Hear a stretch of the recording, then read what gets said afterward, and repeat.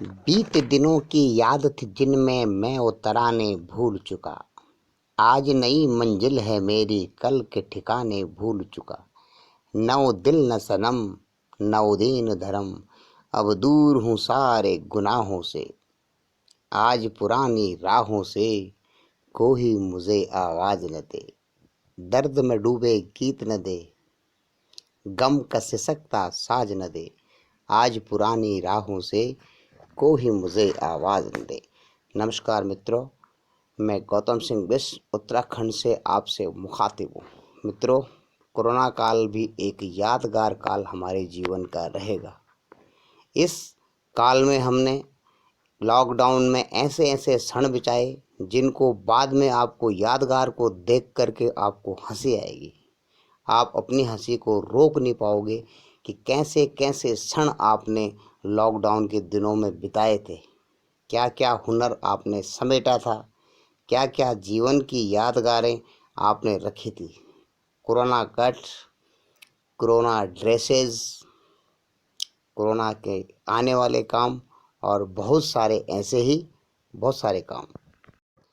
इस कोरोना के समय ने आपको क्या क्या नहीं सिखाया, गांव में क्या क्या परिवर्तन हुए, हमारी आंखें गवाह हैं इस बात की कि यह कभी किसी समय में हमारे दादा परदादा कहते थे कि 100 साल के बाद बीमारी वापस आती है, महामारी आती है।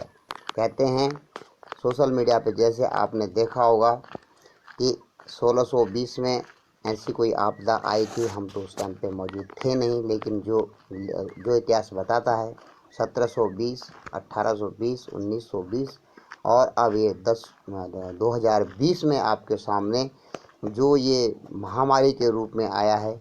इस कोरोना ने बहुत कुछ आप में बदलाव लाया है। आप अपने गांव वापस, बहुत से बंदे जैसे परिंदे शाम को अपने घोंसले में लौटते हैं, ऐसे बहुत से भाई लोग वापस गढ़वाल में आए हैं। और ये देखिए, आपको जो ये दिख रहा है, ये उत्तराखंड पौड़ी गढ़वाल जनपद का बड़खोलो ग्राम का लड़कों का क्रीड़ांगन है। इसमें हमारे गांव के नौजवान बच्चे से लेकर के जो कि सेना के लिए तैयारी कर रहे हैं, इस प्रकार से बिम बांध करके और इस प्रकार से सुबह के टाइम पे एक्सरसाइज करने के लिए इस खुले ग्राउंड में आते हैं। यहाँ पे कोरोना का कोई भय नहीं है, किसी प्रकार का कोई ऐसा डर नहीं है, कोई ऐसा संक्रमण का कोई भय खतरा नहीं है, क्योंकि यहाँ पे दूर दूर तक स्वच्छ हवा, हरी धरती और खुला वातावरण, पेड़ में जंगलों में कूकती कोयल की आवाज़, घूमते हुए मोर और पशु पक्षी।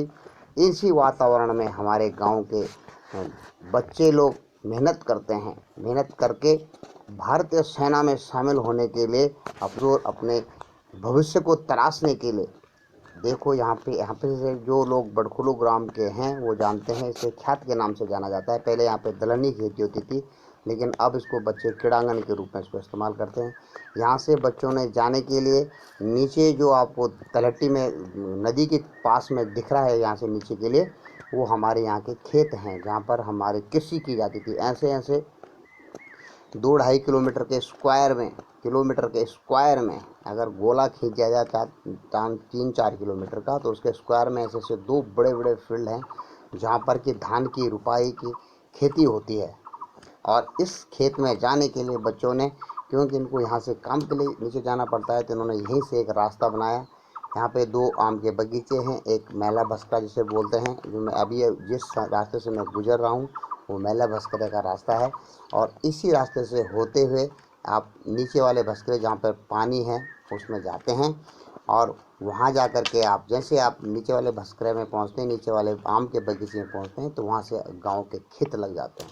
और फिर खेत के साथ ही बहती हुई नयार नदी, जहाँ पर कि पूर्वी नहर और पश्चिमी नहर दोनों मिलती हैं, और उन नदी के मिलन के स्थान पर ही हमारे गांव का यह जो खेतों का इलाका है वो है। अभी आम के पेड़ आपको दिख रहे हैं, तो इस बार आम लद करके आम आए हैं, लेकिन ओलावृष्टि ने आम के बहुत सारे ऐसे फल थे जो अभी परिपक्व भी नहीं हुए थे, उन फलों को गिरा दिया है।